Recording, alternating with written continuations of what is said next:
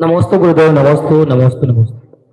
महाराज जी, मेरा प्रश्न है कि एक दिन हम विद्यालय में चर्चा कर रहे थे ऐसे ही बात पे, धर्म से संबंधित ही।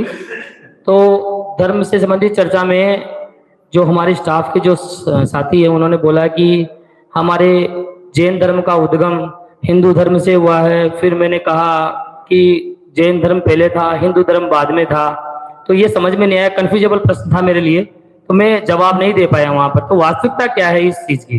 देखिए, जैन धर्म जो अनादि निधन धर्म है और वर्तमान समय में जितनी भी अन्य धर्मों की व्यवस्था चल रही है वो भगवान ऋषभ देव के समय मारीची के जीव ने चलाई व्यवस्था है। 363 मतों का उसमें व्याख्यान किया और इन 363 मतों के कारण ही ये सब व्यवस्थाएं चल रही हैं।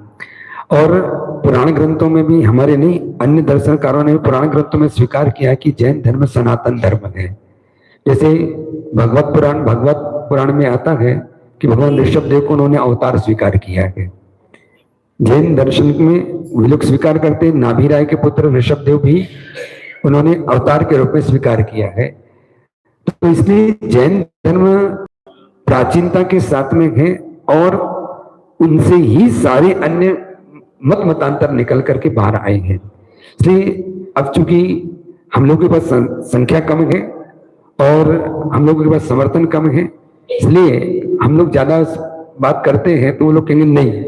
पर बहुत सारी ऐसी चीजें हैं जिससे हम सिद्ध कर सकते हैं कि जैन धर्म सबसे प्राचीन धर्म है। पहली बात, सबसे